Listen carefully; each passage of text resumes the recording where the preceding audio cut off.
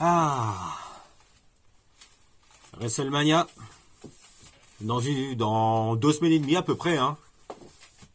Donc l'occasion de faire des vidéos sur l'histoire de la WWE, hein. Et aujourd'hui, le thème, ce sont ces superstars qui ont été champions du monde qu'une seule fois à la WWE. Et comme d'habitude, hein, j'en ai choisi 5 au max, hein, même si il y aurait pu y en avoir plusieurs, plus que 5 dans la liste. Mais bon, à un moment, faut faire des choix. Ben, j'ai décidé d'en choisir 5. Première superstar champion du monde à la WWE qu'une seule fois, c'est Dean Ambrose. Bien évidemment.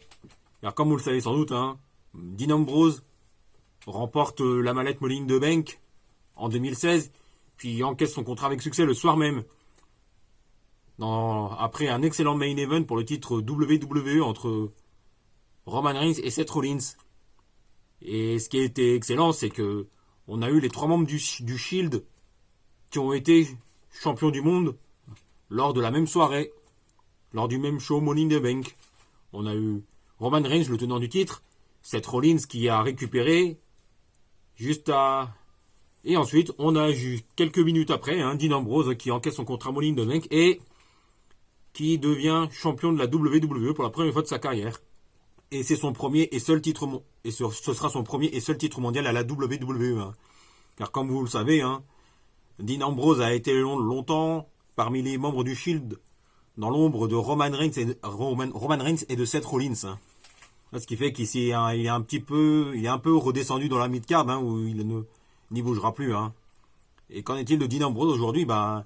Tout se passe bien, voire très bien pour lui à la AEW, hein, où il est devenu un main eventer, hein, régulier, hein, où il est régulièrement dans la course au titre de la AEW, etc. Hein. Et en parlant de Dean Ambrose, hein, n'hésitez pas à aller regarder la vidéo de Monsieur Hawkins, hein, qui a récemment sorti une vidéo sur la carrière de Dean Ambrose à la WWE. Hein. Et il fait des excellentes vidéos. Hein. Il explique très bien le parcours de Dean Ambrose à la WWE. Hein. Donc n'hésitez pas à voir la vidéo de Monsieur Hawkins. Ensuite, autre superstar qui a été champion du monde qu'une fois, c'est Kevin Owens. Non, c'est pas Kevin Owens. Voilà. Oh là, je dis n'importe quoi parce que je voulais faire dans l'ordre, bien évidemment, hein, dans l'ordre chronologique. Hein. Et autre superstar avoir été champion du monde qu'une seule fois, c'est Finn Balor. Hein. Et comme vous le savez, hein, Finn Balor a eu une chance pour le titre universel face à Seth Rollins, hein, lors de SummerSlam 2016 pour le titre universel. Hein, et Finn Balor a fait le tomber avec succès sur Seth Rollins, hein, pour devenir le premier champion universel de l'histoire de la WWE. Hein, mais hélas, lors de ce match, Finn Balor se blesse à l'épaule, hein, qu'il réussit à se le remettre. Mais la blessure est beaucoup trop grave, hein, donc à l'épaule est beaucoup trop grave pour Finn Balor. Hein, ce qui fait que Finn Balor doit laisser vacant le titre universel 24 heures seulement après l'avoir remporté. Hein. Et on connaît la suite, hein, Finn Balor, hein, sera sur la touche durant des mois et des mois. Hein, et malgré son retour, hein, Finn Balor restera dans la mid-card où il ne bougera pas plus que ça, hein, malgré quelques opportunités pour le titre universel, justement, face à Brock Lesnar lors du Royal Rumble 2019. Hein. Et Finn Balor avait fait le jeu égal avec Brock Lesnar à ce moment-là. Hein. Et qu'en est-il de Finn Balor aujourd'hui? Finn Balor, ça se passe très bien pour lui, hein, depuis qu'il a rejoint le Judgment Day avec Damien Priest, Dominic Mysterio et Rhea Ripley. Hein. Et il est beaucoup mis en valeur, hein, en tant que membre du Judgment Day. Moi, ça me fait plaisir de voir ça. Et Finn Balor va finalement affronter Edge, hein, à WrestleMania 39 dans un Hell in a Cell match. Hein. Ça a été confirmé lors du Raw de cette semaine. Hein. Et je suis pressé de voir ce match. C'est ce que j'attends le plus, avec le Cody Reigns pour le titre WWE universel, le Austin Theory, John Cena pour le titre US, etc. Ensuite, autre superstar qui a été champion du monde qu'une seule fois, c'est Kevin Owens, hein, qui suite à la blessure de Finn Balor, hein, qui a dû laisser le titre universel vacant 24 heures seulement après l'avoir remporté à SummerSlam 2016. Il y a eu, je crois, je ne sais plus, je crois que c'était un Fatal 4-Way, j'ai un doute. Enfin bref, c'est pas grave, hein. Dans ce Fatal 4-Way, Kevin Owens remporte le titre universel, lui, pour la première fois de sa carrière, lui aussi, hein. Et qui aura un règne de champion universel, je dirais, qui est bon, et qui est bien aidé par Chris Jericho qui l'accompagne, hein. Lors de ses... À chaque fois qu'il a un match, que ce soit en weekly ou en pay-per-view, hein. Et Kevin Owens, c'est, je dirais, celui qui a eu plutôt le... Enfin, je dirais, comment dire. Kevin Owens, c'est celui qui a eu le bon règne de champion universel, hein. Bien avant que... Quelques années avant que Roman Reigns soit un champion universel invincible, intouchable, etc., etc., hein. Mais si le bon règne de Kevin Owens a été bon, eh ben, lors de Fastlane 2017, ça se complique un peu plus. Ça se complique puisque Kevin Owens va finalement perdre le titre universel face à Goldberg, un part-timer, hein. Et ça a été mal vu par tous les fans de la WWE, y compris moi, hein, car moi, j'ai jamais compris pourquoi mettre le titre universel dans la rivalité entre Goldberg et Brock Lesnar, alors qu'il y avait l'opportunité d'avoir Owens et Jericho pour le titre universel à WrestleMania 33. Ouais, bref. Enfin bref, Kevin Owens, là, c'est complètement fait enterrer par Goldberg, hein.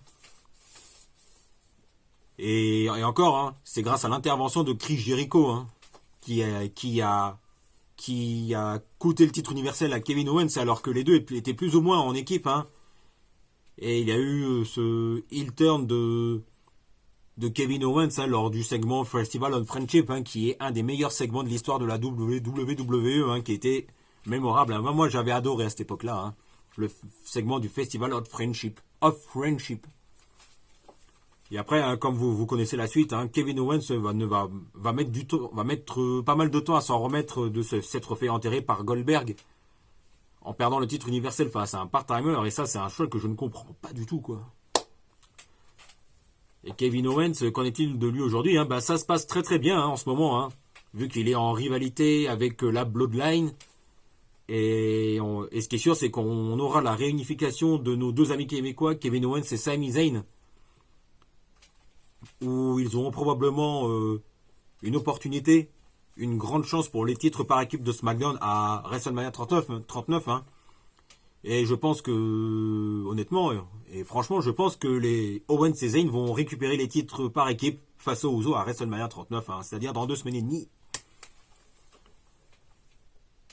Et voilà pour ce qui est de Kevin Owens. Ensuite, autre superstar qui a été champion du monde qu'une fois, c'est Kofi Kingston.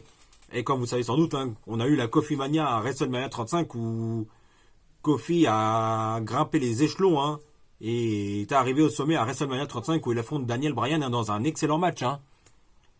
Et comme vous le savez sans doute, hein, c'est Kofi Kingston qui remporte le titre de la WWE pour la première fois de sa carrière, hein. Et Kofi Kingston aura un très beau règne de à peu près 6 mois, je crois, hein. Mai, juin, juillet, août, septembre. Ah ouais, c'est 6 mois, hein. Kofi Kingston aura un très beau règne de champion de la WWE, hein, qui durera 6 mois, hein. Où il aura le privilège de battre Randy Orton, hein, pour le titre WWE lors de SummerSlam 2019. Mais on connaît la suite, hein, malheureusement. Kofi Kingston face à Brock Lesnar, on savait que ça allait être compliqué, hein. Et on a eu la confirmation, puisque lors de la première de SmackDown sur Fox, Kofi se fait squatcher par Brock Lesnar qui récupère le titre de la WWE en moins de 10 secondes, hein. Et donc du coup, hein, Kofi ne retrouvera probablement pas les sommets, hein. Probablement pas, je sais pas, mais ça va être compliqué pour Kofi de retrouver les sommets de la course au titre de la WWE, hein, et qui retombera dans le mid-card, hein, où il restera un mid-carder très solide, hein. Ensuite, autre superstar qui a été champion du monde qu'une seule fois, c'est Big E, hein. Et comme vous le savez sans doute, hein, vers la fin de l'année 2021, je crois que c'était novembre, décembre, je sais plus, bref.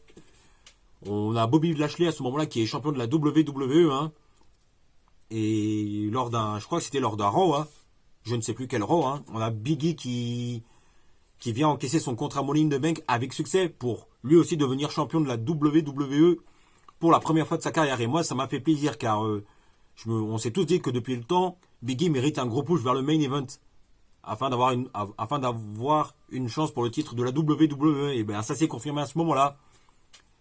Et comment vous dire, enfin le début de règne de champion WWE de Big E commençait très bien. Et ça se passait très très bien. Mais lors du pay-per-view Day One, ça s'est compliqué un peu plus hein, à la dernière minute, puisque de base on devait avoir Roman Reigns, Brock Lesnar pour le titre universel à Day One. Hein. Mais bon, comme vous le savez, hein, Roman Reigns avait été testé positif au Covid, donc c'est fait que le match pour le titre WWE a dû être modifié. Et donc ce qui fait que Brock Lesnar s'est rajouté au match pour le titre de la WWE face à Seth Rollins, Big E. Alors on va dire face à Big E, le champion de la WWE en titre à ce moment-là, Seth Rollins, Kevin Owens et Bobby Lashley. Ce qui fait que du coup, hein, Brock Lesnar récupère le titre de la WWE à Day One alors qu'il a rien à voir avec cette rivalité. Quoi. C'est un choix que je n'ai jamais compris quoi, et que je ne comprendrai jamais. Quoi. Bon, après, vous connaissez la suite. Hein. Ça va mener à la réunification des titres WWE et titres universels hein, à WrestleMania 38, où Roman Reigns va réunir les deux titres mondiaux dans le main event de la deuxième nuit de WrestleMania 38. Hein. Et après, on connaît la suite. Hein. Roman Reigns est un champion du monde invincible. Mais bon, ça, c'est une autre histoire. Mais qu'en est-il de Big E? Big E est lui aussi retourné dans la mid-card, mais après, où il est resté un mid-carder solide, mais pas de chance puisque Big E se blesse gravement au cou lors d'un épisode de SmackDown. Hein. Et qu'en est-il de Big E? Big E est toujours blessé et toujours en convalescence hein, et continue de se rétablir de sa blessure hein, au cou. Et je pense qu'on en a encore de longs mois de convalescence pour Big E. Et encore une fois, on lui souhaite un bon rétablissement et qu'on espère le revoir sur les rings dans les prochains mois. Car moi, Big E, c'est un catcheur que j'apprécie, que j'adore énormément. Hein. Et sa blessure au cou, l'année dernière, c'était un gros coup dur. Hein. Lui qui commençait à arriver vers les sommets avec son bon début de règne, très bon début de règne de champion de la WWE. Voilà, c'était un plaisir d'avoir fait cette vidéo. On se retrouve. N'oubliez pas de vous abonner en cliquant sur la petite cloche pour être informé de la sortie des prochaines vidéos. Et n'oubliez pas, on se retrouve très vite pour parler de football et de catch.